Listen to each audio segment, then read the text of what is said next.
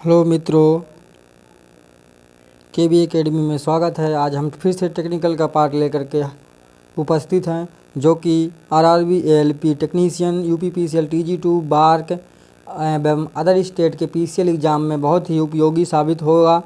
चलिए, जैसा कि हमने पिछली वीडियो में आपको प्रतिरोध के बारे में बताया था कि प्रतिरोध, कार्बन प्रतिरोध, वायर बाउंड प्रतिरोध, वायरिस्टर एवं थर्मिस्टर, इन सब के बारे में जानकारी दी थी। अब हम आज इस वीडियो में बात करेंगे कि जो प्रतिरोध होता है वो किन किन चीज़ों पर निर्भर करता है, ताप पर कैसे डिपेंड करता है।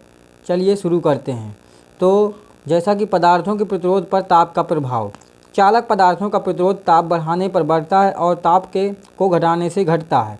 अर्थात चालक पदार्थों का जो प्रतिरोध ताप गुणांक होता है वो धनात्मक होता है। कहने का मीन्स ये हुआ कि जो चालक पदार्थों का प्रतिरोध है वो ताप के समानुपाती होता है। अगर ताप बढ़ेगा तो प्रतिरोध बढ़ेगा, अगर प्रतिरोध ताप घटेगा तो प्रतिरोध घटेगा। इस प्रकार से इनका जो ताप गुणांक एल्फा से जिसे प्रदर्शित करते हैं, तो चालकों का जो ताप गुणांक होता है वो धनात्मक माना जाता है। अब बात करेंगे, मिश्र धातुओं का प्रतिरोध भी ताप वृद्धि के साथ बढ़ता है, लेकिन वह वृद्धि अपेक्षाकृत कम होती है। मिश्र धातुओं का जो भी ताप जो वृद्धि होती है उनमें कम होती है, उनका भी प्रतिरोध जो बढ़ता है ताप बढ़ाने पर, लेकिन कम बढ़ता है चालक की तुलना में। अर्थात मिश्र धातुओं का प्रतिरोध ताप गुणांक भी धनात्मक होता है। मिश्र धातुओं को एलॉय भी कहते हैं। आगे बात करेंगे, जैसे नाइक्रोम है, नाइक्रोम मिश्र धातु है। आगे बात करते हैं उच्च प्रतिरोध की मिश्र धातुएं, जैसे मैग्नीन, यूरोका, नाइक्रोम आदि में अधिकतम ताप वृद्धि के कारण भी प्रतिरोध में वृद्धि लगभग नगण्य होती है। अगर ये ऐसे पदार्थ हैं, अगर इनमें जो है अधिकतम ताप भी वृद्धि की जाए तब भी उनके ताप का मतलब जो है मिश्र धातुओं पर कोई प्रभाव नहीं पड़ता है। इसलिए इनका जो है ताप गुणांक लगभग क्या है, नगण्य माना जाता है। तो इन ऐसी मिश्र धातुओं का प्रतिरोध जो है का जो ताप गुणांक होता है उसको नगण्य मानते हैं। आगे बात करेंगे, ये बहुत इंपॉर्टेंट क्वेश्चन है जिसमें मैग्नीन, यूरेका, नाइक्रोम आदि के बारे में, कंस्टेंटन आदि के बारे में बात की गई है। प्रतिरोधी यानी कि जो विद्युत रोधी पदार्थों का तथा अर्धचालक पदार्थों का प्रतिरोध ताप बढ़ाने पर घटता है। कहने का मतलब ये हुआ कि जो अर्धचालक हैं और जो विद्युत रोधी मतलब जो है विद्युत रोधी पदार्थ हैं, तो उनका जो प्रतिरोध होता है ताप के क्या व्युत्क्रमानुपाती होता है। यानी ताप बढ़ेगा तो प्रतिरोध घटेगा, अगर ताप घटेगा तो प्रतिरोध बढ़ेगा।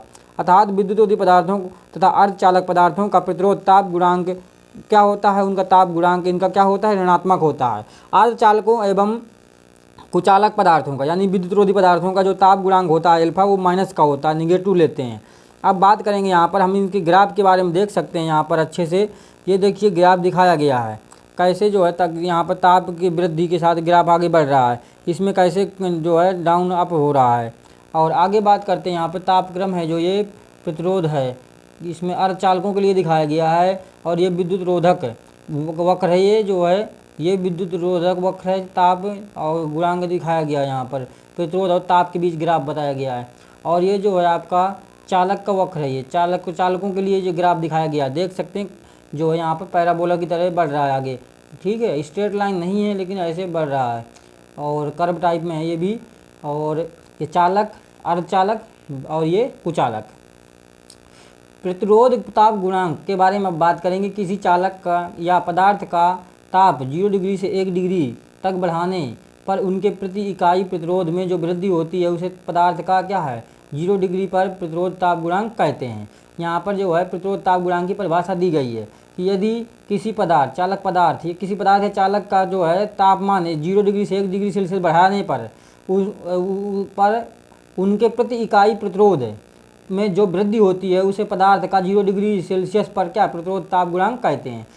अगर यहाँ पे मान लिया जाए कि जो 0 डिग्री पर जो है प्रतिरोध क्या है, R0 है, तथा T डिग्री सेल्सियस जब ताप बढ़ा दिया जाता है तो प्रतिरोध का जो है क्या हो जाता है, RT हो जाता है।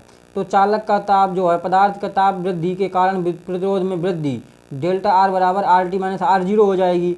निम्न कारकों पर निर्भर करता है। तो प्रतिरोध के वृद्धि चालक मूल प्रतिरोध पर निर्भर करता है, यानी जो है RT माइनस R0 मतलब समानुपाती R0 को रहेगा। और प्रतिरोध के वृद्धि चालक के तापमान वृद्धि T पर भी निर्भर करता है, तो ये इसके भी समानुपाती होता है। और प्रतिरोध में वृद्धि चालक के भौतिक गुणों पर भी निर्भर करता है। तो ये जो है R0 इंटू टी दोनों को मिला करके क्या है, समानुपाती के चिन्ह लगा देंगे, और समानुपाती चिन्ह जब हटेगा, समीकरण 1 और 2 को दोनों को मिला दिया गया तो बन गया RT माइनस R0 समानुपाती R0 T। और ये जो R0 है ये 0 डिग्री सेल्सियस पर क्या है, चालक का प्रतिरोध है, और RT क्या है, T डिग्री सेल्सियस ताप बढ़ाने पर जो प्रतिरोध हो जाता है वो है। तो इसलिए RT माइनस R0 जो है समानुपाती है R0 इंटू टी के, और टी क्या है, जितना समय लगा हुआ है, जितनी ताप है ये T डिग्री सेल्सियस जो है। तो आगे बात करते हैं यहाँ पर, जब समानुपाती चिन्ह हटाएंगे तो यहाँ एल्फा आ जाएगा। एल्फा क्या है, चालक का जो है यानी चालकों का क्या है, प्रतिरोध ताप गुणांक कहलाता है। और ये अलग अलग होता है, चालक के लिए अलग, अर्धचालक के लिए अलग, और जो है विद्युत रोधी पदार्थों के लिए अलग है। इसका फार्मूला बन जाएगा RT बराबर R0 1 प्लस एल्फा टी। ये फार्मूले से न्यूमेरिकल ही बनता है, बहुत अच्छा इंपॉर्टेंट क्वेश्चन बनता है मित्रों, याद रखेंगे। और इसका जो है अगर एल्फा का यहाँ से मान निकाला जाए, यानी कि जो प्रतिरोध ताप गुणांक है, यानी resist temperature resist coefficient, resistive temperature coefficient का मान जो है प्रति डिग्री सेल्सियस भी होता है, प्रति डिग्री सेल्सियस होता है इसका मात्रक। एल्फा बराबर यहाँ से आ जाएगा RT माइनस R0 अपान R0 इंटू टी। आगे बात करेंगे यहाँ पर, इसके बाद जो क्वेश्चन इंपॉर्टेंट है मित्रों वही कराए जाएंगे इसमें, और जो इंपॉर्टेंट नहीं है तो उनको नहीं कराया जाएगा। आगे बात करेंगे यहाँ पर, किसी चालक का पदार्थ का ताप बढ़ाने पर प्रतिरोध ताप गुणांक का मान घटता है, इसलिए चालक पदार्थ का 0 डिग्री पर प्रतिरोध ताप गुणांक एल्फा 0 अधिकतम होता है। और प्रतिरोध ताप गुणांक का मान पदार्थ की प्रकृति तथा पदार्थ के भौतिक गुणों पर निर्भर करता है। ये भी इंपॉर्टेंट पॉइंट है मित्रों, कि जो प्रतिरोध का ताप गुणांक यानी एल्फा होता है पदार्थ की प्रकृति और पदार्थ के भौतिक गुणों पर निर्भर करेगा। विभिन्न पदार्थों के ताप गुणांक का मान भिन्न भिन्न होता है, और ताप बढ़ने से विशिष्ट प्रतिरोध या प्रतिरोधकता, रोहो जिसे कहते हैं, में भी परिवर्तन होता है, जिस प्रकार प्रतिरोध में होता है। आगे बात करेंगे, अगर यहाँ पर जो है हम विशिष्ट प्रतिरोध के लिए बनाएं तो जहाँ जहाँ R है वहाँ पर क्या हम सीधे सीधे रख देंगे क्या, रोहो, यानी जो विशिष्ट प्रतिरोध का जो है सिंबल रख देंगे। तो RT रोहो टी बराबर रोहो 0 1 प्लस एल्फा 0 टी आ जाएगा। यहाँ पे आपका इंपॉर्टेंट फार्मूला हो जाता है इस तरह से।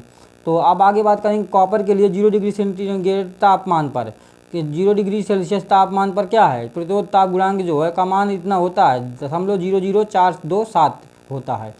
और इसी के साथ आप बात करेंगे एल्फा का मान विद्युत चालक पदार्थों के लिए धनात्मक और विद्युतरोधक पदार्थों के लिए ऋणात्मक होता है। एल्फा का मान प्रारंभिक तापक्रम से संबंधित होता है, इसकी गणना प्रारंभिक तापमान पर ही की जाती है, यानी कि जो स्टार्टिंग में जो तापमान होता है उसी पर क्या एल्फा की गणना करते हैं। एल्फा क्या यहाँ पर प्रतिरोध ताप गुणांक है। आगे बात कर लेते हैं, यहाँ पर देखो ये जो मटेरियल दिए गए हैं, निकल के लिए देखिए ताप जो गुणांक होता है ये होता है पर डिग्री सेल्सियस जो है 1 डिग्री सेल्सियस ताप जो है ताप पर ये होता है, प्रति डिग्री सेल्सियस है ये, क्योंकि मात्रक ही होता है प्रतिरोध ताप गुणांक का प्रति डिग्री सेल्सियस। और यहीं पे आयरन के लिए ये है, आप देख सकते हैं टेबल में, जिंक के लिए यहाँ पर दिखाया गया है 0.0038। अब आगे की अगली वीडियो में हम जो है बात करेंगे जो है प्रतिरोधों के संयोजन के बारे में। प्रतिरोधों के संयोजन कैसे करते हैं, श्रेणी क्रम समांतर क्रम में बताया जाएगा। इसी के साथ मित्रों आज की वीडियो में इतना ही, और हमारी वीडियो को जो है अधिक से अधिक जो है शेयर करें मित्रों तक, अभ्यर्थियों तक, ताकि सबकी मदद हो सके। और हम ऐसे ही वीडियो जब तक एग्ज़ाम वगैरह नहीं हो जाते हैं तो ऐसे ही हम वीडियो लगातार आप लोगों को उपलब्ध कराते रहेंगे बड़ी मेहनत के साथ। और इसलिए हमारे चैनल को आप सब्सक्राइब कर लें और बेल आइकन को भी प्रेस कर लें, और हमारे वीडियो को लाइक करें ताकि हमको थोड़ा सा मोटिवेशन मिले। आप लोगों को सहयोग से हम आगे ऐसे ही बढ़ते रहेंगे और हम लोग वीडियो अपलोड करते रहेंगे। और इस तरह से सभी लोगों के जो इच्छाएं हैं, जो गवर्नमेंट जॉब पाने की इच्छा है, तो मैं ईश्वर से विनती करूंगा, यानी कि जो कामना करूंगा कि सभी लोगों की मेहनत सफल हो, सभी को जॉब मिले। जय हिंद, जय भारत।